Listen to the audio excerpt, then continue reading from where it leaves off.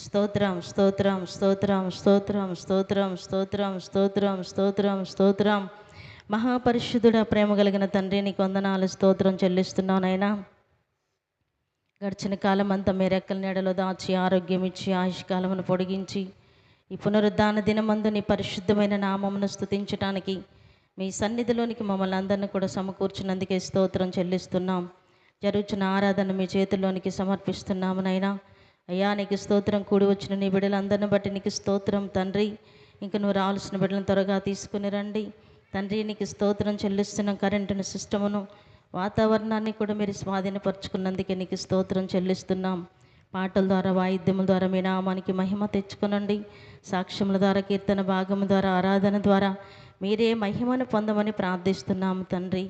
అయ్యా, నీకు స్తోత్రం. మందిరములో అడుగుపెట్టుచున్న ప్రతి బిడ్డని మీ ఆత్మ స్వాధీనములోనికి తీసుకునండి. ఆత్మతో, సత్యముతో నీ ఘనమైన నామమును స్తుతించి ఆరాధించుటకు సహాయం చేయండి. అయ్యా, కూడి వస్తున్న ఒక్కొక్కరికి అవసరమవుతున్న సందేశం మీ దాసుల నోట మీరు ఉంచండి. వాక్యములో నుండి ఒక్కొక్కరితో మీరు మాట్లాడండి. వినగల చెవి, గ్రహించే హృదయం ప్రతి బిడ్డకి మీరు అనుగ్రహించమని ప్రార్థిస్తూ, ఆరాధన ఆది నుండి అంతం వరకు మీరే అధ్యక్షులుగా, ప్రధాన యాజకులుగా మా మధ్యలోనికి దిగి వచ్చి క్రమంగా మర్యాదగా జరిగిస్తున్నందుకే నీకు స్తోత్రం చెల్లించుకుంటూ, సమస్త మహిమ, ఘనత, ప్రభావం నీకే చెల్లిస్తూ యేసునామములో అడుగుచున్నాము తండ్రి, ఆమేన్. హెబ్రీ పత్రిక 11వ అధ్యాయం 23వ వచనం నుంచి చదువుకుందాం. మోషే పుట్టినప్పుడు అతని తల్లిదండ్రులు, కొంచెం ఆగమ్మా, చదువు, కంటిన్యూ చేయి. విశ్వాసమును బట్టి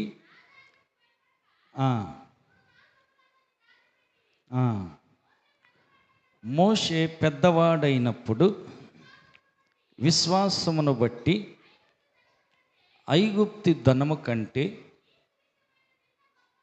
క్రీస్తు విషయమైన నింద గొప్ప భాగ్యమని ఎంచుకొని అల్పకాల పాపభోగము అనుభవించుట కంటే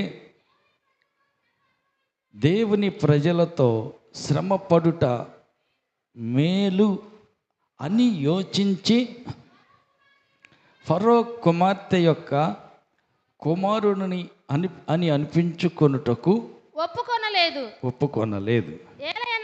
ఏలయనగా అతడు ప్రతిఫలముగా పొందబోవు కలుగబోవు బహుమానమందు దృష్టి ఉంచెను. విశ్వాసమును బట్టి హల్లెలూయా, హల్లెలూయా, హల్లెలూయా. ఇక్కడ మనం కొంచెం జాగ్రత్తగా దృష్టి పెట్టి శ్రద్ధగా చదివితే అర్థమవుతుంది. మరొకసారి చదువుదాం. బ్రదర్స్ సైడ్ నుంచి ఎవరైనా చదువు వచ్చిన వాళ్ళు ఉంటే గట్టిగా చదవండి. ఒకళ్ళు 24వ వచనం నుంచి. మోషే పెద్దవాడైనప్పుడు, శ్రద్ధగా వినాలి, మళ్ళీ మీరు అడిగినప్పుడు సమాధానం చెప్పాలి, అందుకోసం జాగ్రత్తగానండి.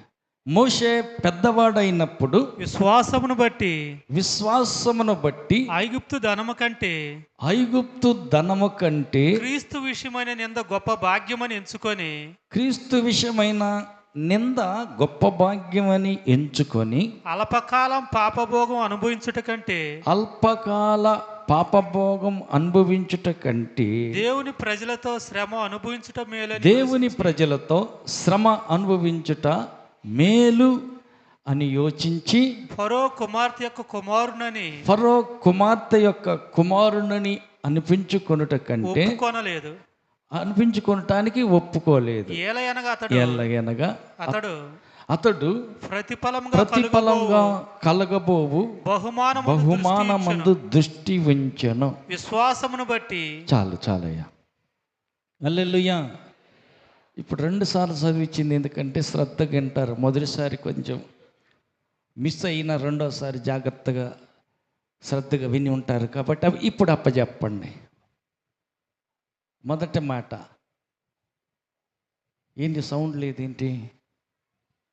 వాళ్ళు చదువుకున్నారు, మేము పక్క వాళ్ళ పిల్లలతో ఆడుకున్నాం, నాకేం తెలుసు అంటారు. విన్నవారు అర్థమైన వాళ్ళు చెప్పండి. మోషే పెద్దవాడైనప్పుడు ఐగుప్తు ధనము కంటే క్రీస్తు విషయమైన నింద గొప్ప భాగ్యమని ఎంచుకున్నాడు. మొదటి మాట ఏంటంట, ఐగుప్తి డబ్బు కంటే నింద గొప్ప భాగ్యము, మొదటి మాట. రెండవది, అల్పకాల కొద్ది కాలపు సుఖము భోగం అనుభవించే కంటే దేవుని ప్రజలతో శ్రమ అనుభవించట మేలు. అంటే సుఖ భోగం కంటే శ్రమ మేలు. మొదటి మాట, డబ్బు కంటే నింద మోయట భాగ్యం. అదేంది? అవును, డబ్బు కంటే నింద భాగ్యము, సుఖభోగం కంటే దేవుని పిల్లలతో శ్రమ అనుభవించటం అది మేలు. మూడవది, ఫరో కుమార్తె యొక్క కుమారుడిని అని అనిపించుకోవటం కంటే, అంటే పదవి, రాజుగారి మనవడండి ఆయన, ఎవరు అనుకున్నావు? రాజుగారి కూతురు కొడుకు, రాజుగారు మనవడని పేరు ప్రతిష్టలు పదవి హోదాలు కంటే ఏది మేలంట? హల్లెలూయా.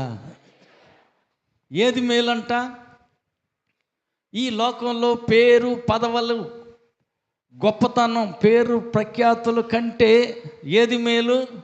దేవుని సన్నిధిలో మనకు కలుగబోయే బహుమానం ఉన్నది. దేవుడు ఈ పదవి నాకొద్దు అయ్యా, నీకు మంచి పేరు వచ్చుద్ది, నాకు అక్కర్లేదు. నీకు మంచి స్థానం వచ్చుద్ది, అక్కర్లేదు.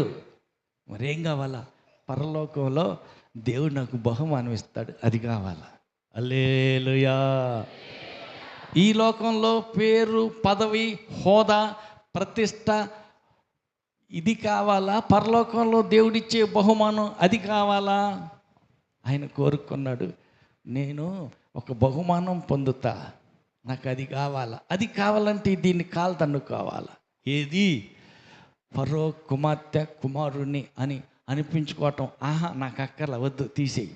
కాళ్ళ తన్నుకొని పదవి హోదాలు ఉన్నతమైన స్థానాలు అక్కర్లేదని కాళ్ళ తన్నుకొని పరలోకంలో దేవుడిచ్చే బహుమానం దాని మీదే దృష్టి పెట్టాడు. హల్లెలూయా.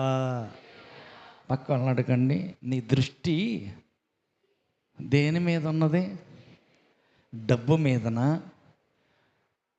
ప్రతిష్ట మీదనా? పేరు ప్రఖ్యాత మీదనా? సుఖభోగాల మీదనా? హల్లెలూయా, హల్లెలూయా, హల్లెలూయా. చాలామందికి దృష్టి ఎక్కడ ఉంటుంది అంటే డబ్బు మీద ఉంటుంది. చాలామంది దృష్టి ఎక్కడ నిలబెడతారంటే సుఖము భోగం, అల్పకాల సుఖభోగాల మీదనే దృష్టి. ఎంతసేపటికి సుఖం భోగం, ఇదంతా అల్పకాలమే కదా ఉండేది. అవును, అల్పకాల సుఖభోగాల మీదనే దృష్టి పెట్టి పరలోకంలో కలిగే బహుమానాన్ని కాళ్ళదనుకుంటున్నారు.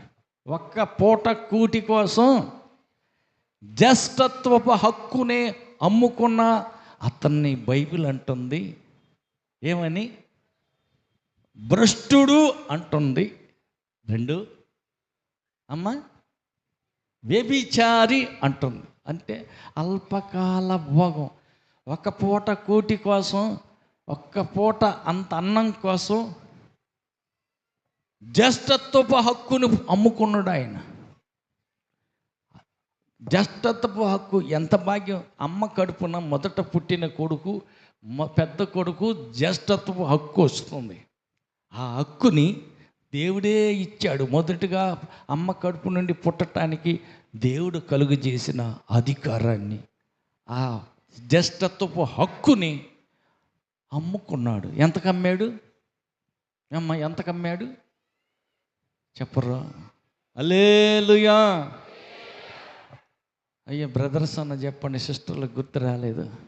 ఈ కలుపులు నాట్లు మొదలైనవి కదా, ఆ బురదలేసి తొక్కేసినట్టున్నారు ఎన్నయన్నీ, అవి అడుగు పడిపోయినాయి. బ్రదర్ల కన్నా గుర్తుందా? ఒక్క పూట ఎర్రెర్రగా ఉన్న చిక్కుడుకాయ కూరకి అమ్ముకున్నాడు. అయ్యో, జస్టొత్తపు హక్కు ఎక్కడా? ఒక్క పూట చిక్కుడుకాయల కూర ఎంత, దాని ఖరీదు ఎంత? దానికోసం అమ్మేసుకున్నాడు. చచ్చేవాడిని నాకెందుకండి, చిక్కుడుకాయల కూరే, ఆ అన్నమే నాకు కావాలి, అది నాకు ఇచ్చేయి, నీకు జ్యేష్ఠత్వపు హక్కు, అమ్మేస్తానని అమ్ముకున్నాడు. అందుకని అతన్ని ఏమన్నారు? భ్రష్టుడు, వ్యభిచారి అని బైబిల్ భాషలో పిలవటం జరుగుతుంది. పక్క వాళ్ళతో చెప్పండి, ఆయన చిక్కుడుకాయ కూరకు అమ్ముకున్నాడు జ్యేష్ఠత్వపు హక్కు. హల్లెలూయా. మరి నీ హక్కుని దేనికి అమ్ముకున్నావు? ఎక్కడ అమ్ముకోలేదా? అబ్బి నేనేం అమ్ముకోవాలి, నేనేం దాచిపెట్టే ఉంచుకున్నా. హల్లెలూయా, హల్లెలూయా. ఓట్లు వేసి వచ్చారు కదా, డబ్బులు తీసుకున్న వాళ్ళు చేతులు ఎత్తండి. అయ్యో, మిమ్మల్ని ఏమంటాం? చాలామంది ఎత్తట్లా. మీ తెలివితేటలు దేవుడి కాడు కాదు, దేవుడి కొలుగా పెడతారా? పెద్ద దొంగలైతే దశంభాగాన్ని ఇక పెద్ద కేటుగాడిని, పెద్ద దొంగను నేనయ్యి ఉండగా నువ్వేందయ్యా 1000, 2000, 5000, 10,000కు ఓటు అమ్ముకుంటే నేను నా ఖరీదు అంతటిని నన్ను చెయ్యెత్తమంటావేంది? దేవుడు తెలుసులే. హల్లెలూయా, హల్లెలూయా.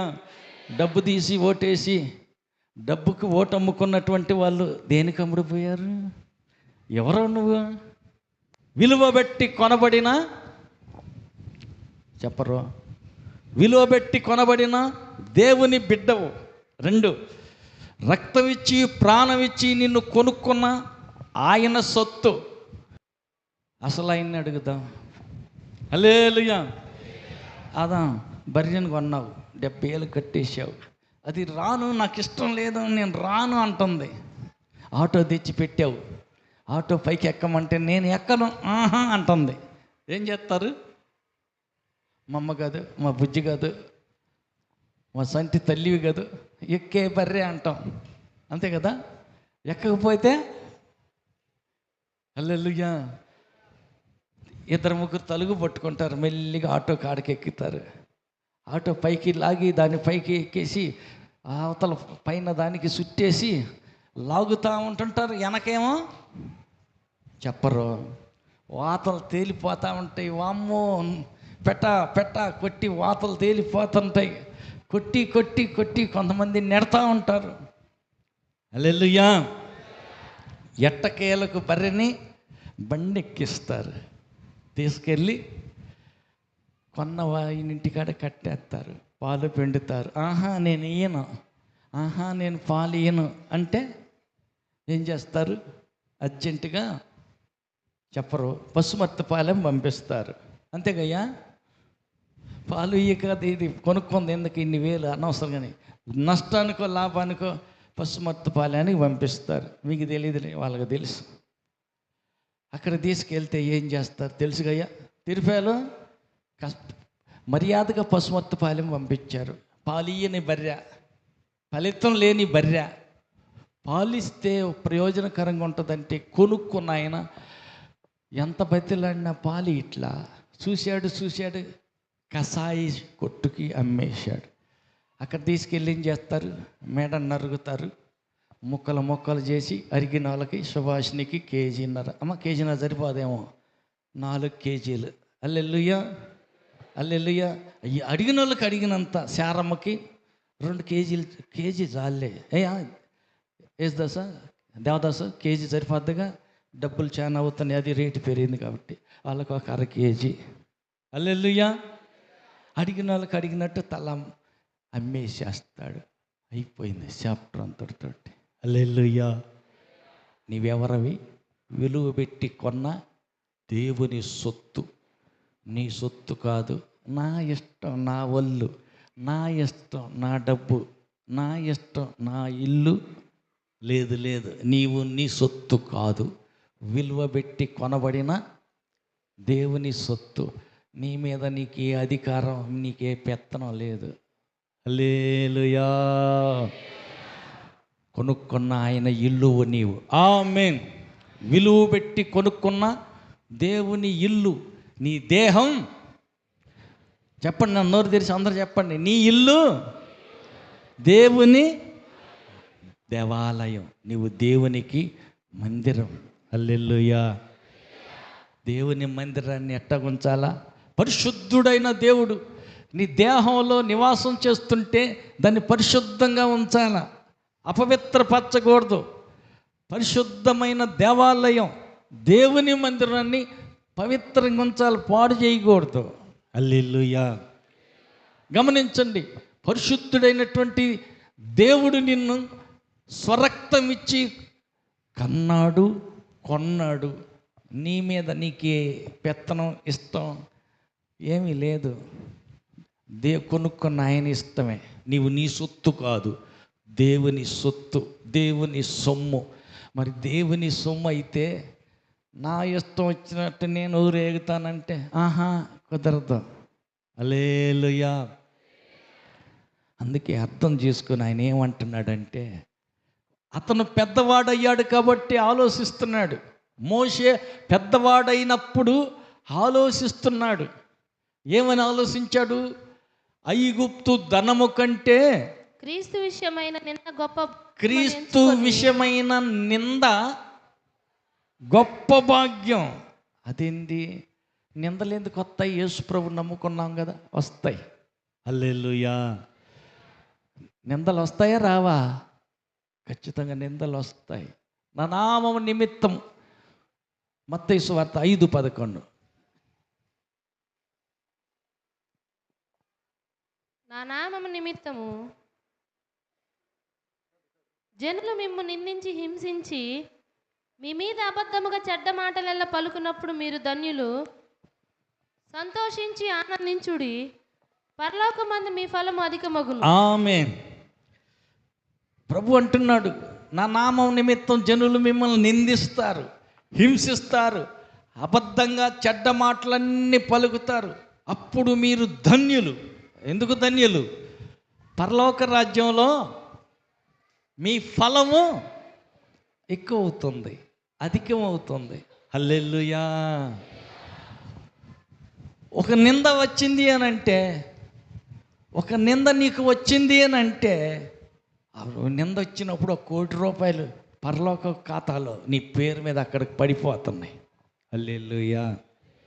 ఎంత భాగ్యం! 1 కోటి రూపాయలు ఇక్కడ సంపాయాలంటే ఎంత కష్టం, చాలా కష్టపడాలి. హల్లెలూయా. ఒక నింద, చిన్న నింద నువ్వు అనుభవించగలిగితే, సంతోషంతో స్వీకరించగలిగితే, దాన్ని ఓర్చుకోగలిగితే 1 కోటి రూపాయలు పరలోక ఖాతాలో పడిపోతాయి. ఎంత ధన్యత! హల్లెలూయా. హల్లెలూయా. హల్లెలూయా. కాబట్టి 1 కోటి రూపాయలు పరలోక ఖాతాలో పడాలంటే నీకు ఒక నింద రావాలి. నిందంటే నువ్వు ఆ పని చెయ్యలా, చేసావన్నారు. ఆ మాట నువ్వు పలకలా, నువ్వు పలికావు అని చెప్పారు. అక్కడికి నువ్వు వెళ్ళలా, నువ్వు వెళ్ళావు అన్నారు. అదేంటి? అవును, అసలు ఆ సంగతే నీకు తెలీదు, ఒట్టిదే, ఒట్టి మాట, నువ్వు ఎరగని మాట నీ మీద వేసేసారు. నింద. హల్లెలూయా. ఒక నింద 1 కోటి రూపాయలు పరలోకంలో పడిపోయింది. అప్పుడు మరి ఎట్లా చేయాలా? సంతోషంతో దాన్ని స్వీకరించాలా. దేవా నీకు స్తోత్రం అని 1 కోటి రూపాయలు జేబులు వేసుకోవాలి. హల్లెలూయా. చాలామందికి నిందలు వస్తాయి, వాటిని ఎట్ట ఎదుర్కోవాలా, దాన్ని ఎట్ట ఏ రీతిగా దాని ద్వారా ఫలితాన్ని, వచ్చే లాభాన్ని, దానివల్ల కలిగే ఆదాయాన్ని ఎట్టగా స్వీకరించుకోవాలని తెలియక, ఎవడు నీకు చెప్పినోడు? ఆ మాట అసలు నేను అనలేదు కదా, అన్నానని నీకు చెప్పునోడు ఎవడు తీసుకురా, పెద్ద మనసులో పెడతాను, పోలీసు కేసు పెట్టైన దాని సంగతి తేలుస్తాను, వదిలిపెట్టిన ఊరుకోను నేను. మాట అంటే పడేదాన్ని కాదు. నన్ను ఎంత మాట అంటారా? నేను అసలు ఆ మధ్యలో లేనైతే నేను ఎక్కడ మాసియాలో పని చేసుకుంటుంటే నేను అక్కడెక్కడో వెళ్ళానని అక్కడ నేను ఏదో చేశానని నా మీద ఇంత నిందేస్తారా? ఇంత అవాండం ఎత్తి నేను ఊరుకుంటానా? నేను ఎట్టాలంటే దానిలో నా పవర్ ఏందో చూపిస్తా, నా పలుకుబడి ఏందో చూపిస్తా, కేసు పెడతా, కావాలంటే మిమ్మల్ని మొత్తాన్ని ఈడుతాను చూడండి. హల్లెలూయా. ఏమంటారు వీళ్ళని? బుద్ధి లేని వాళ్ళు అంటారు. హల్లెలూయా. బుద్ధి లేని వాళ్ళు అంటారు. ఇంకొకసారి చూస్తే చాలా సంపాదించాడు, కొట్లు నిండా దాచిపెట్టాడు, ఇంటి ముందు కుర్చీ వేసుకున్నాడు, ఆయనలో ఆయన కూర్చొని అనుకుంటున్నాడు, నా ప్రాణమా తినుము త్రాగుము సుఖించుము. చాలా సంవత్సరాలకు సాలినంత ఆదాయం సంపాదించా కానీ తిను తాగు సుఖంగా ఉండు అంటే దేవుడు చూసి ఏమన్నాడు? ఒరే ఎర్రోడా, ఈ రాత్రి నువ్వు చచ్చిపోతున్నావు, సంపాదించినంత ఎవడు తింటాడు రా అంటే ఎర్రోడా. అవును, మరి నేను తెలియగలవాడిని, నేను చాలా సంపాదించాను, చాలా దాచిపెట్టాను అనుకుంటున్నాడు కదా. లేదు, దేవుని దృష్టికి ఎర్రితనం ఇది. హల్లెలూయా. నా మీద నిందేస్తారా? అననే మాట అన్నానని నన్ను గురించి 10 మందికి చెబుతారా? మీ అంత తేలుస్తా, కేసు పెడతా. అసలు చూద్దాం రండి, పెద్ద మనుషులు పెట్టి అడిగిస్తాను, రుజువు చేస్తాను చూడండి. వీళ్ళని ఏమనాలా? అమ్మ వీళ్ళు ఏమనాలి? నింద వచ్చి ₹1,00,00,000 ఖాతాలో పడుతుంటే ₹1,00,00,000 కాలు కొద్ది కాలుతో దాన్ని నాకొద్దు పో అని కాలుతో మట్టిపాలు చేస్తున్నాడు. ఈ మనిషిని ఏమనాలా? అయ్యా సురేష, ఏమందా ఈ మనిషిని? ₹1,00,00,000 వస్తుంటే స్తోత్రం అయ్యా అని చెప్పి జేబులు వేసుకోక ముందు పెట్టిన దాన్ని కాలుతో దండుతున్నాడు, నాకొద్దు పో అంటున్నాడు. ఏంది? ఏమంటారు? జ్ఞాని అనాలా, అజ్ఞాని అనాలా, ఎర్రోడు అనుకోవాలా, పిచ్చోడు అనుకోవాలా, ఏమనుకోవాలా? హల్లెలూయా. హల్లెలూయా. ఒక పిచ్చోడు పాపం రోడ్డమ్మటే కూర్చొని ఉంటాడు.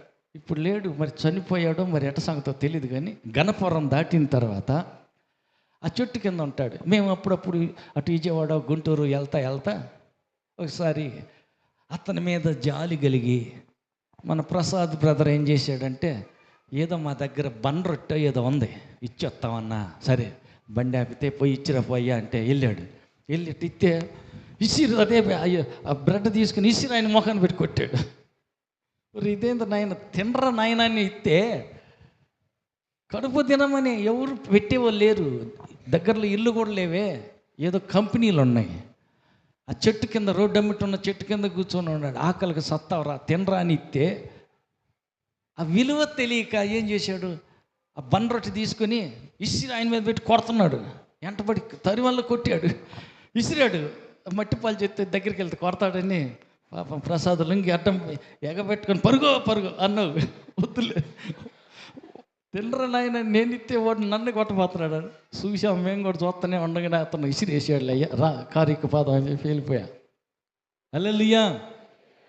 ఇడు పిచ్చోడు, తెలియదు, ఆకలికి అల్లాడుతున్నాడు. అంత రొట్టె తింటే కడుపు నింపుకొని కొంతవరకన్నా ఆకలి సద్దనుగుద్దని మేము ఇవ్వకపోతే తిరగబడి కొడుతున్నాడు. ఏమంటారు వీడిని పిచ్చోడు అంటారు. తెలియదు, దాని విలువ తెలియదు.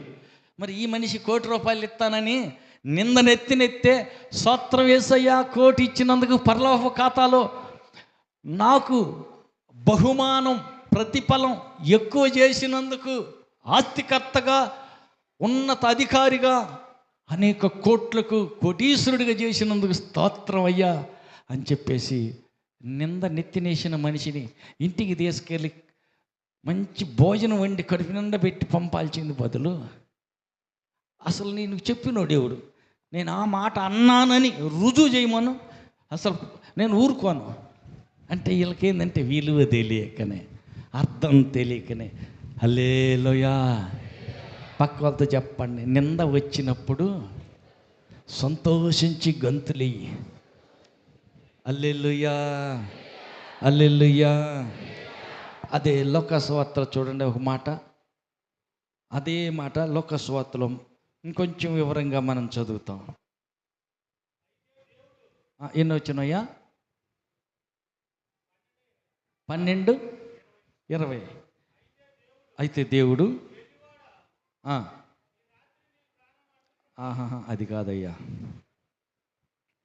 అదే నా నామ నిమిత్తం జల్లు మిమ్మల్ని నిందించి దూషించి అవమానంగా చెడ్డ మాట్లాడి పలికినప్పుడు మీరు ధన్యులు, పరలోకంలో మీ ఫలితం అధికమవుతుంది అంటాడు కదా. ఆ మాటనే లోకసువార్తలో చూడు, మరొక మాట, లోకసువార్త కాదు ఎంతమ్మా, 6:22 చూడయ్య, 6:22, అదే కరెక్ట్, 6:22. మనుష్య కుమారుని నిమిత్తము మనుషులు మిమ్మల్ని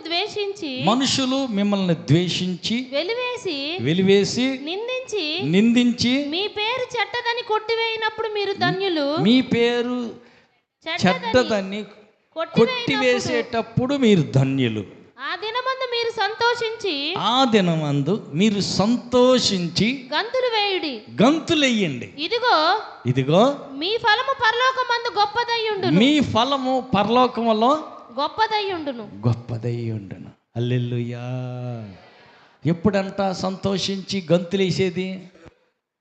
వాళ్ళ పార్టీ గెలిచింది కాబట్టి వాళ్ళు సంతోషిస్తారు, గంతులేస్తారు, ఆనందంతో ఏంటిదో చల్లుకుంటారు కదా, ఏంటిది బూడిద కుంకుమ ఏంటిదో చల్లుకుంటారు కదా, వాళ్ళు పండగ చేసుకుంటారు, మా పార్టీ గెలిచింది.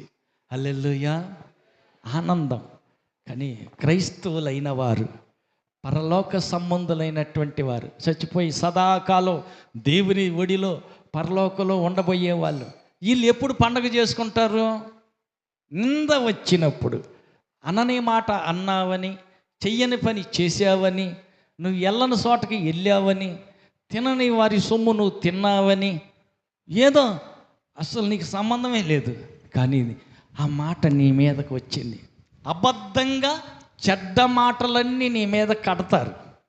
హల్లెలూయా, హల్లెలూయా. నీకు వాళ్ళకి ఎంతో సంబంధం ఉందని అనవసరంగా అంటగట్టేసి మాట్లాడతారు. అప్పుడు ఏం చేయాలంట? ఈ పిచ్చోళ్ళేమో ఏడుస్తారు. హల్లెలూయా, ఎంత మాట వచ్చింది, ఇంకా బతికేది ఎందుకు? ఇంకా హల్లెలూయా. ఎంత నిందనేసారు, ఇంకెందుకు ఉండేది, ఎందుకు చచ్చిపోతా? ఎవరు వీళ్ళని పిచ్చోళ్ళు అంటారు. తినటానికి తినరా బాబు, బతుకుతావు, ఆకలి మంట చల్లొచ్చుకోమని బండ్రొట్టితే అన్నం పెడుతున్న మనిషిని ఎంటబడి తరిగినే అట్టటి పిచ్చోళ్ళు వీళ్ళు. ఎవరు? ఏడిసేవాళ్ళు. నన్ను ఎందుకు అనాలని వాళ్ళ ఇంటికి పోయి అడిగితే అదే వాళ్ళే ఈ కోవకు చెందిన పిచ్చోళ్ళే వీళ్ళు. విలువ తెలియక, దాని వెనక అర్థం తెలియక, దానివల్ల ఫలితం ఎంత ఉంటుందో తెలియకనే ఏడుస్తారు. హల్లెలూయా. ఎంత మాట వచ్చింది చూడు. హల్లెలూయా, హల్లెలూయా. కాబట్టి దేవుని దయా కనికరం మరియ మీదకి వచ్చింది. గర్భవతి అయ్యింది.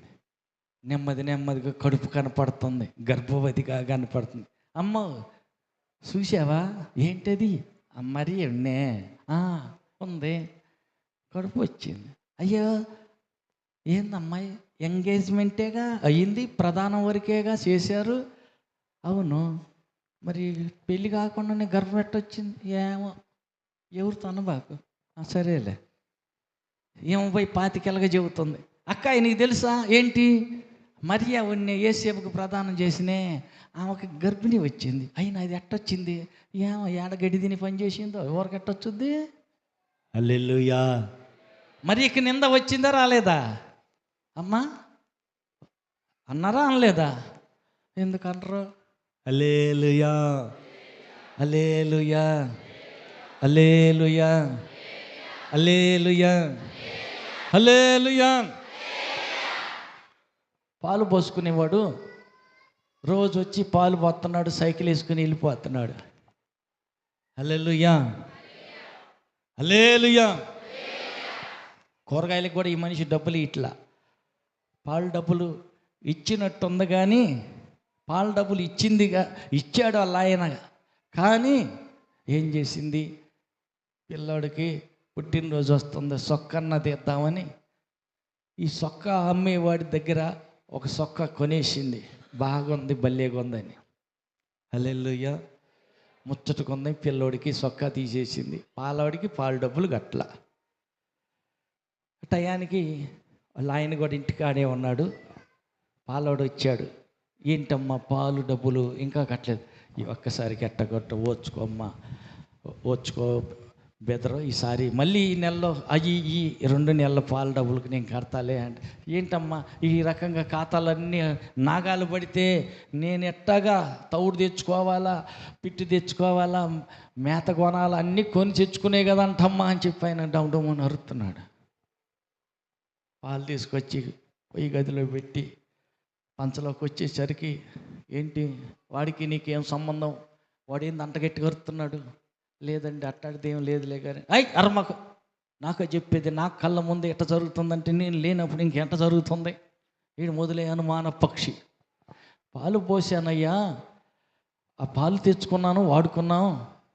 పాల డబ్బులు కానీ నువ్వు ఇచ్చిన డబ్బులతో కొడుక్కి సొక్కా కొన్నా, ఆ మాటను తిడితే నువ్వు తిడతావేమో, నాకు తెలీదా, నేను త్యానా, నువ్వెందుకు చేసావు ఈ పని నేను తిడతావేమో. వచ్చే నెలలో ఎట్టకట్టం పుట్టినరోజు సందర్భంగా మా నాన్నలు వస్తారు కదా, వాడు 10 ఈడు 100 చేతిలో పెడతారుగా, అప్పుడు ఆ పాల బిల్లు 2 నెలలు కలిపి మేము కడదామని, అందుకని ఆలస్యం చేశాను. వాడేమో అప్పటి ఎంత తిడుతున్నాడు, లేట్ అయింది. అంతేనండి జరిగింది, వాడికి నాకే సంబంధం. మాకు నోరు మూసుకో, నాకు తెలీదా? చిన్నదే, అందులో ఏ ఘోరం నేరమేం జరగలేదు. కాబట్టి డబ్బులు సర్దుబాటు దగ్గర తేడా జరిగింది. కొద్దిగా ఆలస్యం అయినందుకని పాలాయన తిట్టాడు. ఆ సంగతి ఈయన అపార్థం చేసుకున్నాడు, భర్తే తిట్టేశాడు. హల్లెలూయా. మీ నాన్నకు ఫోన్ చేస్తాను, అక్కర్లేదు ఇట్టాటిది, నా కొంపలు పనికిరాదు, పంపించేస్తా అంటున్నాడు. అదేముందండి, డబ్బుల కాడ కొంచెం తేడా వచ్చింది. విషయం చెప్పానుగా, నీ కొడుక్కి సొక్కా కొన్నాను, ఆ డబ్బులు అతనికి ఇవ్వకుండా సొక్కా కొని పెట్టాను, దగ్గరకు వస్తుంది పుట్టినరోజు అని. హల్లెలూయా. సొక్కా తీసుకొచ్చి చూపించిన నమ్మదే, అంత అనుమానం. ఇట్ట చిన్న చిన్నవి వస్తుంటాయి, ఇంట్లో వస్తాయి, బయట వస్తాయి, అనవసరంగా ఉత్త పుణ్యానికి వస్తాయి. నువ్వేమి తప్పు చేయకుండానే, పొరపాటు మాట్లాడకుండానే నిందలు వస్తాయి. ఎందుకని? నీ ఖాతాలో పరలోకంలో 1 కోటి రూపాయలు పడాలంటే నింద రావటం అవసరమా అనవసరమా? చెప్పరు. నిద్రపోయేలంత గట్టిగా హల్లెలూయా చెప్పండి. వెరీ గుడ్, హల్లెలూయా. ఏందమ్మా మెల్లిగా చెప్తున్నావు, గట్టిగా చెప్పు. హల్లెలూయా. కాబట్టి నింద వచ్చింది, పిల్లలు లేరని గట్టి మాట అన్నది, ఘాటుగా బలంగా గుండెకి తాకింది, నొప్పి కలిగింది. ఉదయం వెళ్ళి సాయంత్రం దాకా ఏడ్చి ఏడ్చి ఏడ్చి ప్రార్థన చేసింది. సమూయేలు పుట్టాడు. హల్లెలూయా. వాళ్ళు తిట్టారుగా, సవితి తిట్టింది కదా, తిట్టిన మాట బహుబలంగా గుండెకి తాకింది కదా, ఏడుపు వచ్చింది, గుండె పగిలి ఏడుపు వచ్చింది. సాయంత్రం దాకా ఏడిచింది. హల్లెలూయా. ఎప్పుడు ఏడవనంత ఏడుపు ఏడిచింది. ఆ ఫలితంగా సమూయేలు పుట్టాడు. రాజులను యాజకులను అభిషేకించే గొప్ప ప్రవక్త పుట్టాడు. హల్లెలూయా. సవితి తిట్టడం, గుండెలో గుచ్చుకుని పోయే గట్టి మాట, బాధ కలిగించే మాట అంటాం మంచిదా చెడ్డదా? అమ్మా సవితి మంచి పని చేసిందా తప్పుడు పని చేసిందా? అమ్మా మంచి పని చేసిందా చెడ్డ పని చేసిందయ్యా? చెప్పరు. మంచిదైందా చెడుకే కారణమైందా? హల్లెలూయా. ఇతరులు మనల్ని నిందించని, ఇతరులు మనల్ని ద్వేషించని, ఇతరులు మనల్ని దూషించని, దేవుని నామము నిమిత్తం అనవసరంగా ఏదైనా అన్నారు, ఏదైనా బాధ పెట్టారు, ఏదైనా చేసి వాళ్ళు మనకు విరోధంగా చేసి మనల్ని ఏడిపించారు, బాధపడమాక. హల్లెలూయా. తదుకు అది నీ మేలుకే కారణమగునుగాక. ఎంత ఏడుపు ఏడ్చిందో అంత గొప్ప ప్రవక్త పుట్టాడు. హల్లెలూయా. కాబట్టి ఇప్పుడు సమూయేలు తల్లి అన్న అంత గాయపడింది కదా, గాయపరిచిన ఆమె మేలే చేసిందా కీడే చేసిందా? మేలే చేసింది. కొంతమంది అనే మాటలు మనల్ని గాయాలు పాలు చేస్తాయి, మనల్ని ఏడ్చేటట్టు చేస్తాయి. కొన్నిసార్లు ఎందుకు ఈ బతుకు అనే దాకా వస్తుంది. కొంతమంది అనే మాటలు, వాళ్ళు చేసే పనులు అంత బాధ, వేదన, గుండె పిండేసినట్టు ఉంటాయి. బాధపడమాకండి, ఒక కీడు వెనకాల మేలు ఉంటుంది. హల్లెలూయా. అందుకే పెరిగి పెద్దవాడైనప్పుడు, మోషే పెద్దవాడైనప్పుడు ఏమంటున్నాడు? ఐగుప్తి డబ్బు కంటే క్రీస్తు విషయమైన నింద గొప్ప భాగ్యం, క్రీస్తు విషయమైన నింద గొప్ప భాగ్యం అని ఎంచుకున్నాడు. అల్పకాల పాప భోగం అనుభవించుట కంటే. హల్లెలూయా. ఏది భాగ్యం అంట? నిందే భాగ్యం అంట. హల్లెలూయా. చిన్న పిల్లలకు తెలియదు కదా, అందుకే ఇతను పెద్దోడైనప్పుడు ఆలోచించుకున్నాడు, అర్థం చేసుకున్నాడు. పక్కన అడగండి, ఇంకా పిల్లవాడిగానే ఉన్నావా, కొంచెం అన్నా ఎదిగినట్టే ఉన్నావా? 25 ఏళ్ళు ప్రార్థనకు వచ్చినా కొంతమంది పెరిగినట్టు ఉండరు, శివుని నాక్కుంటారే. హల్లెలూయా. అరే పెరిగా కదా, తుడుచుకోరా, తుడుచుకున్నా మళ్ళీ వస్తుంది. హల్లెలూయా. హల్లెలూయా. ఆమె నన్ను ఇంత మాట అంటే నేను ఎట్టపోయి వాళ్ళ ఇంటికాడ ప్రార్థనకి నేను ఎట్టొస్తా? నేను రాను. ఆమె నన్ను ఇంతలో మాట అంది. హల్లెలూయా. మా ఇంటికాడ కోటానికి ఆమె రాలేదు, ఇప్పుడు వాళ్ళ ఇంటికాడ కోటానికి నేను ఎందుకు వస్తా? నేను రాను. ఆమె కాయాలి ఏ పని తగిలిందో, ఎన్ని పనులు ఉన్నాయో అర్థం చేసుకోవద్దు. అంతలోకి అలిగితే ఎట్ట? అలిగే వాళ్ళంతా ఎవరంట చెప్పండి?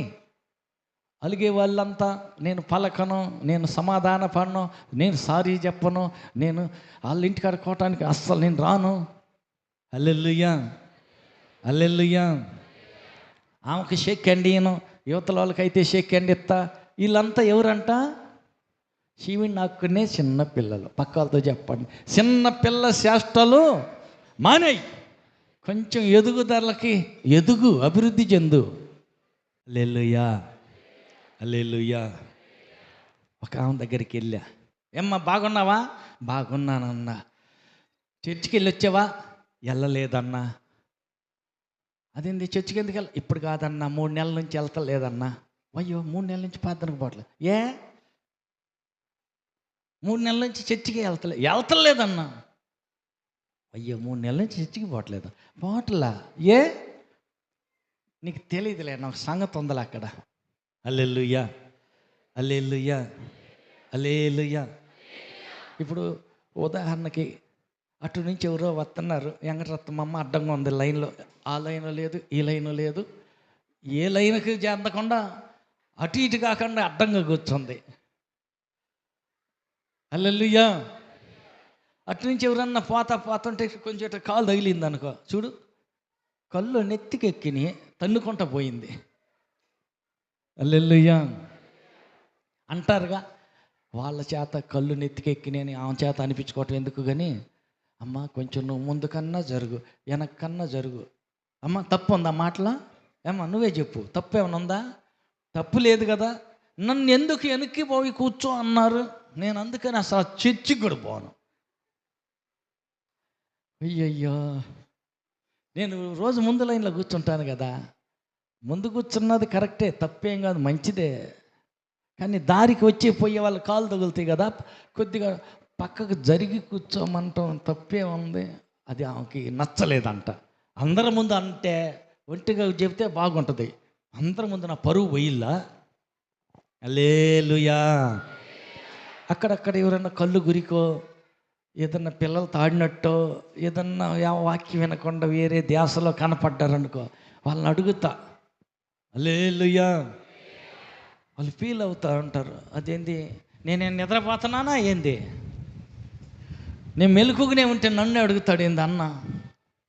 జనం అంతా ఏమనుకుంటారు, నేను నిద్రపోతున్నా కావాలా అందుకేను నన్నే ప్రశ్న వేసాడు అన్న అనుకుంటారుగా అని వాళ్ళు ఫీల్ అవుతుంటారు. హల్లెలూయా. కానీ ఎదుగుదల కావాల.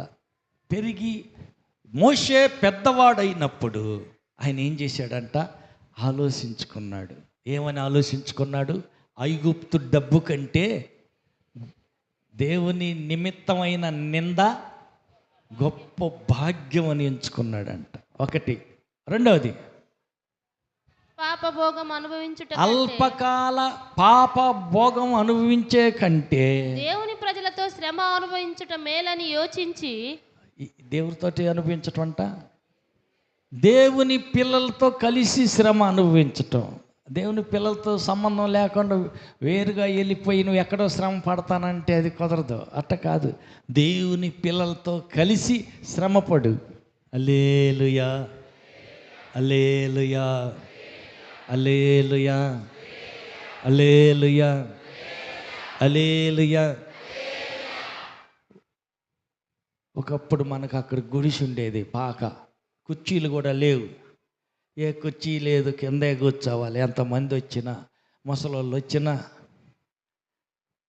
చిన్నోళ్ళు వచ్చినా, గర్భిణీ స్త్రీలు వచ్చినా కిందే కూర్చోవాలి. పాపం ఏం చేస్తాం, ఇబ్బందిగా ఉంది. ఒక పెద్ద ముసలాం వచ్చింది, ఒక్క కుర్చీ అన్నా లేదు. ఒక ఆమె అటు ఇటు చూసింది, ఎక్కడ కుర్చీ దొరకలా. ఏం చేద్దామని చెప్పేసి, అయ్యా ఈ కుర్చీ తీసుకెళ్ళిపో. హల్లెలూయా. కింద కూర్చోలేదు పాపం. వేరే వాళ్ళు వచ్చారు, కింద కూర్చోలేక కూర్చొని అటు ఇటు పొరులుతూ కూర్చుంటూ నల్లబడి కాళ్ళు నొక్కుంటున్నాడు, పట్టుకుంటా ఊగులాడుతూ ఉంటే ఈ సంగతి గమనించిన ఇంకొక సిస్టర్ గారు అన్నారు, సిస్టర్ ఇక్కడ ఏం బాగలా, ఇది ఎంత గుడిసా, నేను వెళ్ళి ప్రార్థనకి వెళ్తాను. అడైతే అందరికీ ఎవరు కుర్చీ వాళ్ళకే, ఎన్ని కుర్చీలు ఉంటాయని చూద్దురా, ఎంత బాగుంటుంది, ఎంత కుర్చీలు కోటవే. హల్లెలూయా, హల్లెలూయా. కుర్చీలు కూర్చోవచ్చు మనం, భలేగా ఉంటుంది, ప్రశాంతంగా ఎవరు కుర్చీ వాళ్ళకి ఉంటుంది, ఎంత బాగుంటుందో. అమ్మే నేను ఇల్లు వచ్చానే అప్ప, ఆ దెయ్యం వదలలేదే ఆడ పోతే, అందుకని ఏడ తగ్గుద్దంటే ఇంటికి వచ్చాను.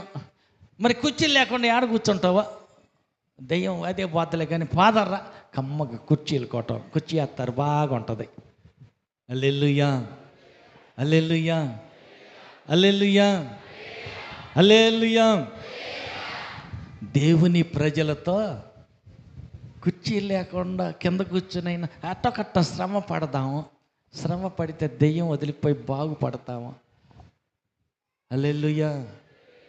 ఏమలేమ్మ నువ్వే శ్రమ పడు, నేను రాను, నేను పోతాను, అక్కడికే పోతాను, నాకు అక్కడే బాగుంది, సూపర్గా ఉంది. హల్లెలూయా. సరే పోమ్మ. దేవుని మహాకృప వల్ల అంచెలంచెలుగా అట్టట్టట్ట మరీ ముసలోళ్ళు వచ్చినప్పుడు ఇబ్బంది పడతాం చూసి మొన్న ఒక సిస్టర్ గారు 15 కుర్చీలు తెచ్చి అక్కడ వేసింది. హల్లెలూయా. మరి బత్తి కింద కూర్చోలేని వాళ్ళు కూర్చుంటానికి అవకాశం ఉంది. గర్భిణీ స్త్రీలని, ఆపరేషన్ చేయించుకొని వచ్చిన వాళ్ళని, పెద్ద వయసు వృద్ధులైన వారు కూర్చోటానికి ఇబ్బంది లేకుండా కొన్ని కుర్చీలు ఏర్పడ్డాయి. కొంత కష్టపడాలా. దేవుని పిల్లలతో కలిసి శ్రమ అనుభవించటం మేలు. సుఖము భోగం అనుభవించడం కంటే అల్పకాల సుఖభోగం, అది ఎంతసేపు ప్రార్థన జరిగిన 1-2 గంటల సేపే కదా. అవును, అక్కడైతే కుర్చీలు సుఖంగా బాగుందంట. మరి ఇక్కడ కుర్చీ లేదు, కింద కూర్చోవాలి. ఆడ కూర్చుంటాం, ఎవడు కూర్చుంటాడు, కాళ్ళు నొప్పులు పడతాయి. అయితే హల్లెలూయా, హల్లెలూయా. ఇక్కడ కుర్చీలు లేవు, కుర్చీలకి ఏమంటారయ్యా వసూళ్ళు ఉంటాయి, గిఫ్ట్లు అయ్యో వసూలు కూడా ఉండవు. కుర్చీకి ఎంత, దశభాగం ఎంత అని నెల మొత్తానికి ఫోన్ చేసి, ఇలా ఏంటి మీ 5వ తారీఖు వచ్చింది, మీ దశభాగం రాలేదేందే, తాడ తీసేది ఉండదు ఇక్కడ. హల్లెలూయా. కానీ అక్కడ ఉంటుంది, కుర్చీ వేసి వరకు వదిలిపెడతారా, మర్యాదగా కట్టద్దు, ఫీజు కట్టాలి. అక్కడే సుఖంగా ఉంది. అల్పకాల సుఖభోగం అనుభవించట కంటే దేవుని పిల్లలతోటి శ్రమ అనుభవించటమే మేలు. హల్లెలూయా. వాస్తవానికి లలిత సిస్టర్ గారిని గురించి చూస్తే నాకే ఒకసారి బాధ అనిపించేది. మొదట్లో వచ్చినప్పుడు బాడీ పెయిన్, కూర్చోలేకపోయేది, ఎక్కువ సమయం నిలబడలేకపోయేది, తనకు ఆరోగ్యం బాగలేదు. కొద్ది రోజులు మందిరంలో ఉండి స్వస్థత పొందాక వెళ్దామని పాపం విజయవాడ నుంచి ఇక్కడికి వచ్చారు. వాళ్ళు సొంత కారు తీసుకొని వచ్చి కారు అక్కడ పక్కన పడేసి మనతో పాటు కిందే పడుకుంటా ఇక్కడే గడుపుతున్నారు. హల్లెలూయా, హల్లెలూయా. ఇంటి దగ్గర వాళ్ళకి డబుల్ కాట్లు, త్రిబుల్ కాట్లు, మంచి మంచాలు, మంచి ఉన్నత స్థితి. ఆయన నారాయణ కాలేజీలో ఆయన చేస్తూ ఉంటారు. భాస్కర్ గారు, లలిత సిస్టర్ గారు హై స్కూల్లో టీచర్గా చేస్తున్నారు. మరి వాళ్ళకు ఉన్నటువంటి లక్షల ఆదాయాలన్నీ, జాబు ఉద్యోగాలన్నీ సెలవు పెట్టుకున్న వచ్చి వాళ్ళు కింద పడుకుంటున్నారు. మొన్న ఒకరోజు అమ్మ బాగున్నావా సిస్టర్ అంటే, దేవుని మహాకృప బ్రదర్, పర్వాలేదు. మేము ఎక్కడికోనో బయలుదేరి బయటకు వచ్చి చూస్తే చీపురు పట్టుకుని అంతా ఊడుతూ ఉంది. మీరెందుకు సిస్టర్, పిల్లలు ఉన్నారు ఊడుతారు కదమ్మా. దేవుని పని బ్రదర్, దేవుడు నాకు ఓపిక ఇచ్చాడు. హల్లెలూయా. ఇంకా ప్రార్థన చేయండి. నిన్న ఒక రిపోర్ట్కి వెళ్ళొచ్చారు. ఒక్క పాయింటే ఉంది, బాగులేని స్థితి. ఆ ఒక్క పాయింట్ కూడా అదృశ్యం అయిపోయి ఇక ఏ ఆపరేషన్ అక్కర్లేదని చెప్పి నేను ఒక శుభవార్త అందింది. చప్పలు కొడదాం, దేవుని మహిమపరచుదాం. హల్లెలూయా. అవకాశం ఉన్నంత వరకు వైద్యంతో చూద్దాం, కుదరకపోతే ఆపరేషన్ చేయాల్సిందే అన్నారు డాక్టర్ల నోట. నేను వచ్చిన రిపోర్ట్ ఏంటంటే ఆపరేషన్ అక్కర్లేదు. దేవుని మహాకృప. దేవుని పిల్లలతో కలిసి ఇంటి దగ్గర ఉన్న సుఖ సౌఖ్యాలు, భోగ భాగ్యాలు, మంచి డబుల్ కాట్ మంచాలు, అన్ని ఏసీ రూములు అన్నీ వదులుకొని అందరితో పాటు దేవుని బిడ్డలతో పాటు వచ్చి కిందే పడుకున్నారు. 2 వారాలు అవుతుంది దగ్గరగా. దేవుని మహాకృప, దేవుడు ప్రతిఫలం ఇచ్చారు. సంపూర్ణ స్వస్థత కోసం ప్రార్థన చేయండి. సిస్టర్ గారి పేరు లలిత, విజయవాడ నుంచి వచ్చారు. హై స్కూల్లో టీచర్గా రావు కాబట్టి ఆ టీచర్ గురించి అందరూ ప్రార్థనలో జ్ఞాపకం చేసుకోండి. అల్పకాల సుఖభోగాలు అనుభవించటం కంటే దేవుని పిల్లలతోటి శ్రమ అనుభవించటం అది మేలు. హల్లెలూయా, హల్లెలూయా. చాలా కాలం క్రిందట ఆ గుడిసెలోనే, రాయి కాదు కదా, గచ్చు కూడా లేదు, ఆ మట్టి మీదే చెత్త వేసుకొని, చెత్త మీదే పరద వేసుకొని, పరద మీద సాఫ్ వేసుకొని శుభ్రంగా పనుకుంటే గంటకొకళ్ళు లేస్తారు. అయ్యో పురుగు పోయింది, నీళ్ళు పోసుకునేది, ఆ పురుగు పోయింది దాకా వాళ్ళ సముదాయించి చూసా, బాగానే ఉందిగా, బాగుంది, పడుకో అని పడుకుంటే ఇంకా సేపటికి ఇంకొక సిస్టర్ గారు లేస్తారు. అయ్యో పురుగు పోయింది. ఇది చాలా లోతు గుంట. ఆ పై పొలాల్లో నీళ్ళన్నిటే వచ్చాయి. ఈ డౌన్ అయినందువల్ల ఏక ఉండేది, నెమ్ము చేరేది, బురదగా ఉండేది. ఆ బురదలోనే అలాగే కష్టపడటం, శ్రమ పడటం దేవుడు చూశాడు. హల్లెలూయా. ఈరోజు దేవుని మహాకృప. 100 మంది వండుకోవచ్చు, ఇబ్బంది లేదు. హల్లెలూయా. మంచం ప్రియులు మాత్రం మందిరంలో నిద్ర చేయరు. ఎందుకంటే వాళ్ళకి మంచం ముఖ్యం. సుఖభోగం మంచిదని ఇంటి దగ్గర అయితే ప్రశాంతంగా నిద్రపోతాం. ఏడైంది, కుర్చీలు లేవు, మంచాలు లేవు, ప్రార్థన అయిపోగానే కింద పడుకోవాలి. ఎవడు పడుకుంటాడు? మా ఇంట్లో చూసావా, డబుల్ కాట్ ఉంది, త్రిబుల్ కాట్ మాకుంది. ప్రశాంతంగా ఇంటికాడ బాగా పడుకోవచ్చు. ప్రార్థన అవ్వగానే గీరుతారు, ఏమయ్యో లే బండిది, ఏమయ్యో పాదం కానీ అంటుంటారు. ఎందుకంటే వీళ్ళు మంచము ప్రియులు. సుఖము భోగం అనిపించే వాళ్ళకి మందిరంలో కింద పడుకోవాలంటే చాలా కష్టం. హల్లెలూయా. ఆయన దృష్టి అంతా ఎక్కడుంది? మోషే తన దృష్టి అంతా ఎక్కడుంది? పొందబోవు ఆ బహుమానం మీదే ఉంది, కానీ అల్పకాల సుఖభోగాలు, హల్లెలూయా, వాటి మీద లేదు. హల్లెలూయా, హల్లెలూయా, హల్లెలూయా, హల్లెలూయా. ప్రియులారా, అల్పకాల సుఖభోగాలు అక్కర్లేదు.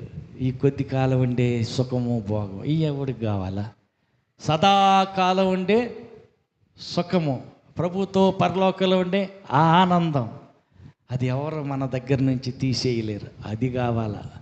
అది ముఖ్యమా, ఇది ముఖ్యమా? ఏది ముఖ్యం? హల్లెలూయా. ఇది అల్పకాలం. ఈ సుఖము, ఈ భోగము, ఇక్కడ ఉండే ధనము, ఇవన్నీ కొంతకాలమే ఉంటాయి. పరలోకము సదాకాలం ఉంటుంది. దేని మీద దృష్టి పెట్టావు? పక్క వాళ్ళని అడగండి. నీ ఆలోచనలన్నీ దేని చుట్టూ తిరుగుతున్నాయి? మంచం లేదు, డబల్ కాట్ లేదు, అది లేదు, ఇది లేదు. వాళ్ళకు ఉంది, నాకు లేదు. అక్కర్లేదు. అవసరం అనుకుంటే దేవుడే ఎత్తాడు. హల్లెలూయా. అల్పకాల సుఖభోగాలు అనుభవించుట కంటే దేవుని పిల్లలతో కలిసి శ్రమ అనుభవించటం అది మేలు. అదే మేలు.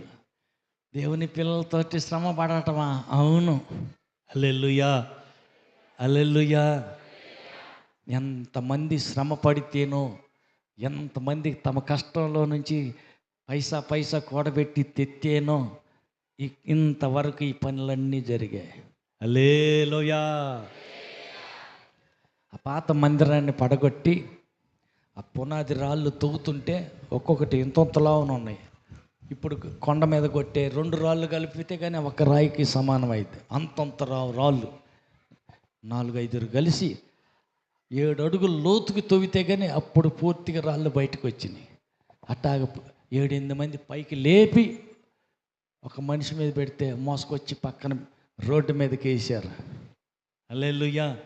ఆ రాళ్ళన్నీ వేసి పునాదుల్లో, ఇవన్నిటికీ పునాది ఆ పాత చర్చి యొక్క రాయే ఏర్పాటు చేసి పునాది రాయి వేసి కట్టడం జరిగింది. దాంట్లో అప్పట్లో కష్టపడిన వారి కష్టం కల్లారా చూసాం. కోట్రు నాగేశయ్య గారు ఉన్నారు, ఆనందరావు, బెంజమేను, తర్వాత వీళ్ళందరూ కలిసి చాలామంది కలిపి లేపి తిమోతిని ఎత్తిన పెడితే అలకంగా ఎత్తుకెళ్ళిపోయి అవతల నేసేవాడు. అది చాలా బరువుగా ఉందిగా లేపేటప్పుడు.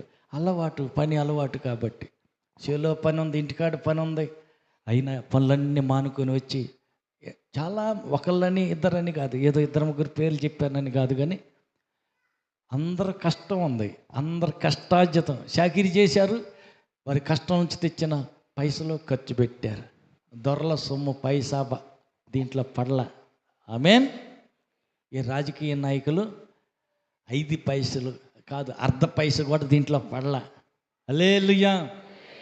కొంతమంది అడిగారు, భారీ ఎత్తున ఉంది, దొరలే అన్న పంపించారా అని. లేదమ్మా, మన పిల్లలదే, మన కష్టమే ఇది.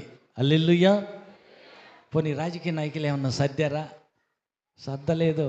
కొంతమంది అడుగుతామన్నారు. వద్దొద్దు, పైసా కూడా వాళ్ళని అడగొద్దాం. మన కష్టంతో మనమే కష్టపడి వండుకున్న కూర కమ్మగా ఉంటుంది, అడుక్కున్న కూర ఏం బాగుంటుంది. ఇది మనకు చేతుల కష్టం. హల్లెలూయా. పక్క వాళ్ళు చెప్పండి, అడుక్కునే కూరకు ఆశపడ మాకు. పచ్చడి మెతుకులైన కష్టపడి సంపాదించుకొని తిను. ఓరకొత్తుందని లోకుల సొమ్ము తినగాక, మంచిది కాదు, రోగాలు వస్తాయి. హల్లెలూయా.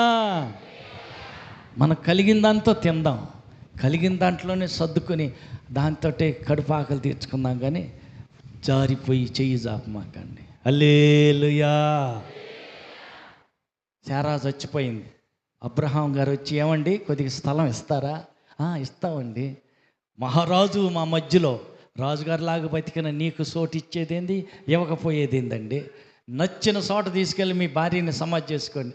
అట్ట కుదరదులేండి, ఎంతని రేటు చెప్పండి, డబ్బులు కట్టి తీసుకుంటాం, అంతేగాని అందాక మా భార్యని ఎక్కడ సమాధి చేయటం కుదరదు. అయ్యగారు, నీకు మేము రేటు చెప్పేది ఏముంది? కాదండి, చెప్పాల్సిందే. సరే, 400 తులాల ఖరీదు వెండికి సమానం అవుతుంది. సరే, చూసి 400 తులాలు వెండి ఇచ్చి ఆ స్థలాన్ని కొనేసి అప్పుడు తీసుకెళ్ళి పాతి పెట్టడం జరిగింది. హల్లెలూయా, హల్లెలూయా. ఇవాళ కాకపోతే రేపు కాకపోతే ఇంకొక రోజుకు అంటారుగా, మేము ఇచ్చిన దాకా మీ భార్యను సమాధి చేసుకోవటానికి చోటు లేదని అంటారు. ఎందుకు వచ్చిన గొడవలని పొలం ఇచ్చేసేసి తర్వాత సమాధి కార్యక్రమం చేయటం జరిగింది. అబ్రహాము సంతానం, పక్క వాళ్ళతో చెప్పండి, మనం అబ్రహాము సంతానం, ఇశ్రాయేలు పిల్లలం. అడుక్కునే వాళ్ళం కాదు, దేవుడిని మాత్రం అడుక్కుంటాం. ఏదో రూపాన్ని దేవుడు ఇస్తాడు. హల్లెలూయా, హల్లెలూయా. కాబట్టి అల్పకాల సుఖభోగాలు అనుభవించటం కంటే దేవుని పిల్లలతోటి శ్రమ అనుభవించటం అదే మేలు. హల్లెలూయా. మొదటి మాట, ఐగుప్తు ధనం కంటే క్రీస్తు విషయమైన నింద గొప్ప భాగ్యం. నింద భాగ్యం. ఇక్కడ శ్రమ అనుభవించటం మేలు. మూడో మాట, ఫరో కుమార్తె కుమారుడిని అనిపించుకునే దానికంటే ఏది మేలంట? పరలోకంలో నాకు కలుగుతుందే బహుమానం, దేవుడు నా కోసం దాచిపెట్టిన ఆ బహుమానం, అది గొప్ప, అది ముఖ్యమైంది. అంటే ఈ లోకంలో పదవులు, హోదాలు ఇవి కాదు మనకి, ఇవన్నీ వద్దు. ఈ 5 ఏళ్ళ పదవులు, హోదాలు, ఏదో అల్పకాలం కొంతకాలం ఉండే ఈ పెత్తనాలు, పదవులు ఇవి మనకు వద్దు. మనకు అక్కడ హల్లెలూయా. నేరుగా వచ్చి అడుగుతున్నాడు యేసు ప్రభు. ఉపవాసం ఉంటే సాతాను అంటున్నాడు, ఇదిగో ఈ లోక మహిమలంతా చూసావు కదా, అవును, ఇవన్నీ నీకు ఇస్తా. హల్లెలూయా. అంటే వాడికి ముందే తెలుసు, తన్నులు తినగ తలికే తాళాలు నా దగ్గర ఉన్నాయి కాబట్టి వాళ్ళ తాళాలు ఆయనకి అప్పగిస్తే బాగుంటుందని తన్నులు తినకుండా ముందే ఇద్దామనుకుని నీకు ఇస్తాలే కానీ నమస్కారం చేయరాదు అని అంటున్నాడు. అట్టుండరా బాబు, నీ దగ్గర తాళాలు ఎట్ట తీయాలో నేను తీస్తాను, నువ్వు అట్టుంటరా అని. అక్కర్లేదు, నీ దేవుడైన యెహోవాకు మాత్రమే మొక్కి సాగిలపడి నమస్కారం చేయాలి అని గ్రంథంలో రాసి ఉన్నది కదా. అవును, ఇంక మెల్లకుండా వెళ్ళిపోయాడు. హల్లెలూయా. మరణించాడు. కన్ను మూసిన వెంటనే యేసు ప్రభు పాతాళ లోకానికి వెళ్ళాడు. ఆది ఘట సర్పము సాతాను సింహాసనం మీద కూర్చున్నాడు. వాడి జుట్టు పట్టి కిందకి లాగి సింహాసనం నుంచి కిందేసి వాడి తలను ఏం చేశాడు? చితక పొడి చేశాడు. చప్పట్లు కొడదాం. హల్లెలూయా. తలకాయ సితికిపోయింది కాబట్టి, తల సితికిపోయిన పాము నిన్ను కరుసుద్దా? పక్క వాళ్ళు అడగండి. తల సితికిపోయిన పాము నిన్ను కరుసుద్దా? కరిస్తే ఎన్ని ఘాట్లు పడతాయి? వాడికి పల్లెలే ఊడిపోయినాయి. అందుకే అతను గర్జించు సింహం వలె ఎవరిని మృంగుతున్నా అని తిరుగుతున్నాడు. కొరుకుతాను, కరుతాను అంటలా, మింగేస్తాను అంటున్నాడు. ఏడ మింగేది? గొంతుకు అడ్డం పడతావు. హల్లెలూయా. మింగేదేంటి? వాడికి పళ్ళు లేవు. పళ్ళు ఊడగొట్టాడు యేసు ప్రభు కలువరి శిలువలో. పళ్ళు లేని సింహం, తలకాయ లేని పాము నీకేమన్నా హాని కలుగజేయగలుగుతుందా? చెప్పరా? వాడు నీకే హాని చేయలేడు. మరి ఏం చేయాలా? భక్తిలో గట్టిగా ఉండు, విశ్వాసంలో నిలకడగా ఉండు, పొందబోయే బహుమానం మీదే దృష్టి పెట్టు. పరలోకంలో కలుగబోయే ఆ శాశ్వతమైన సదాకాలం ఉండే ఆస్తి, ఆ హోదా, ఆ ఉన్నత స్థానం, దాని మీదనే ఆలోచనలన్నీ ఉండని. అల్పకాలమైన సుఖభోగాల మీద కానీ, ఐగుప్తు అంటే ఈ లోక సంబంధమైన డబ్బు మీద కానీ మనస్సు పెట్టగాకు.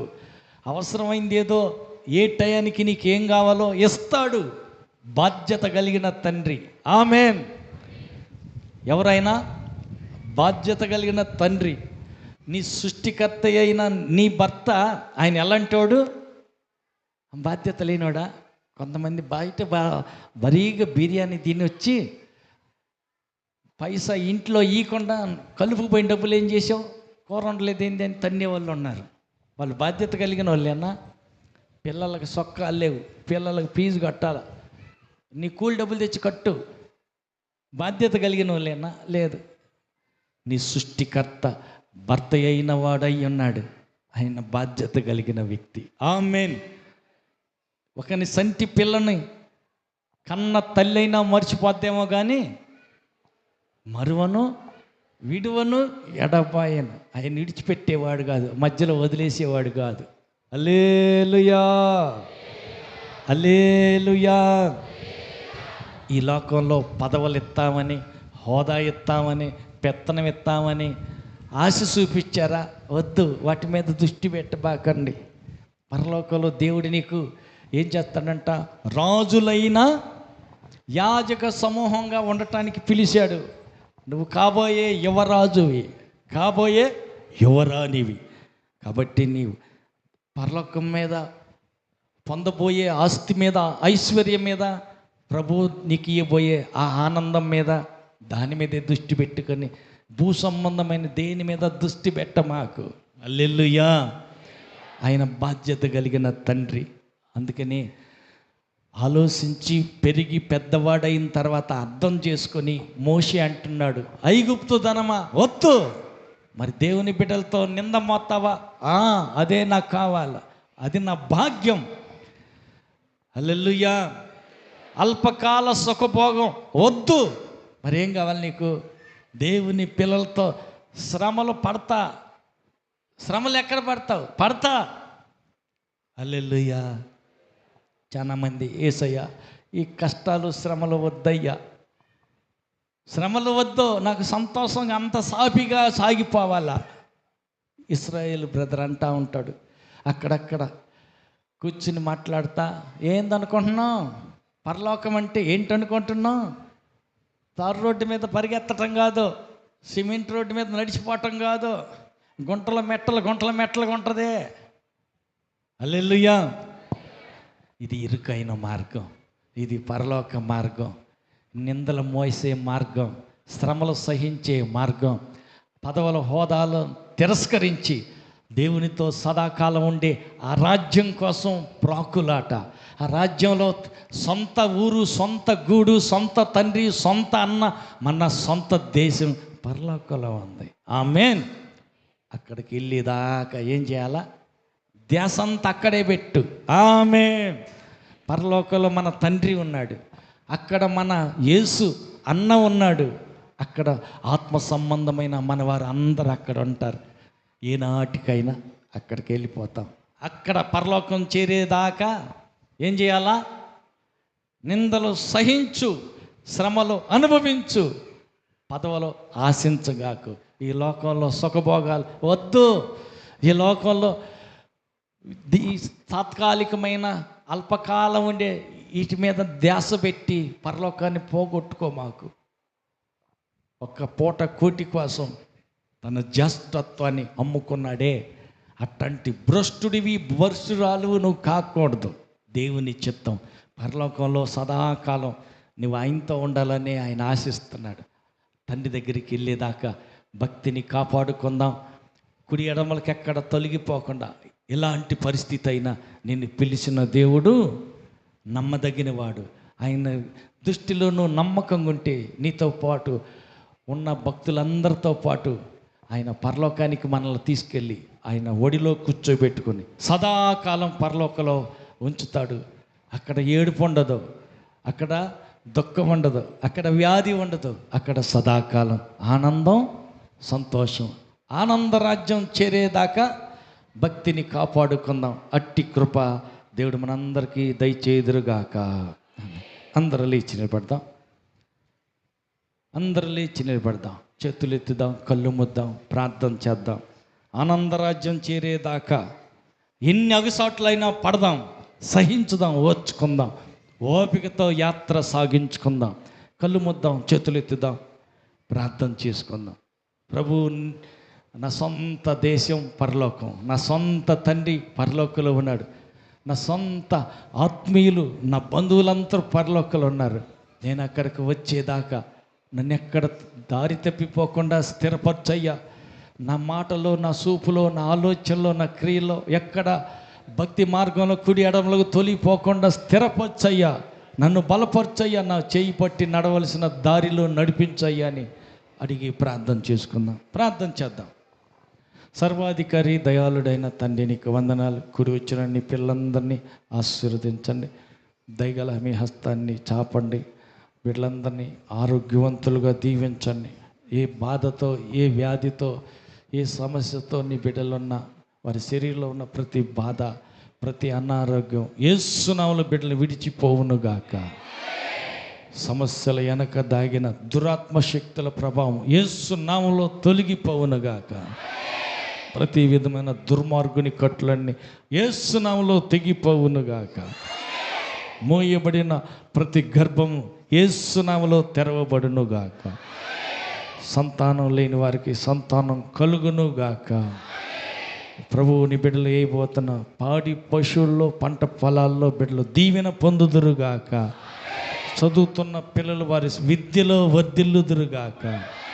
ఉద్యోగం కోసం ఎదురు చూస్తున్న బిడ్డలకు ఉద్యోగం కోసమై ద్వారాలు తెరవబడునుగాక. ప్రతి ఆటంకం ప్రతి శాపదోషం యేసు నామములో కొట్టివేయబడునుగాక. ఆత్మీయ జీవితంలో బిడ్డలంతా ఎదిగి వర్ధిల్లుదురుగాక. ప్రభు మోషే వరే పెరిగి పెద్దవారై సమయోచితమైన ఆలోచనతో ధనము కంటే దేవా నింద భాగ్యమని ఎంచుదురుగాక. అవును ప్రభ, అల్పకాల పాప భోగాలు అనుభవించుట కంటే దేవుని పిల్లలతో శ్రమ అనుభవించటం మేలని ఎంచుకొందురుగాక. ఈ లోకంలో పేరు పదవులు హోదాలు, ఈ లోకంలో ఉన్నత స్థాయి కంటే కూడా పరలోకంలో మీ వద్ద మాకు దొరికే బహుమానం మేలని, అది ప్రాముఖ్యమైన, అది అవసరమని ఎంచిన వారై పైనున్న వాటిని దృష్టి ఉంచుదురుగాక. పరలోకం చేరే వరకు సదాకాలం నీతే ఉండేంత వరకు లోకం మలినం ఎక్కడ అంటనీయకుండా భక్తి జీవితాన్ని కాసుకొందురుగాక. దుష్టుడు ఎక్కడ బిడ్డల్ని కుడి ఎడమలకి తప్పియకుండా అపవాది ఆలోచన తంత్ర కొయుక్తులన్నిటి నుంచి నీ బిడ్డలను కాచి భద్రపరచమని ఆశీర్వదించి నీ రాకకై సిద్ధపరచమని మహిమతో రానున్న మా ప్రభువును రక్షకుడైన యేసు నామములో ప్రార్థించి వేడుకుంటున్నాము తండ్రి. ఆమేన్. మన ప్రభు అయిన యేసుక్రీస్తు కృపయు తండ్రి అయిన దేవుని ప్రేమయు పరిశుద్ధాత్మని యొక్క అన్యోన్య సహవాసం కూడి వచ్చిన మనకును సర్వలోక పరిశుద్ధులందరికీ సదాకాలం తోడైండి నడిపించునుగాక. ఆమేన్. హల్లెలూయా, హల్లెలూయా, హల్లెలూయా. ఆమేన్.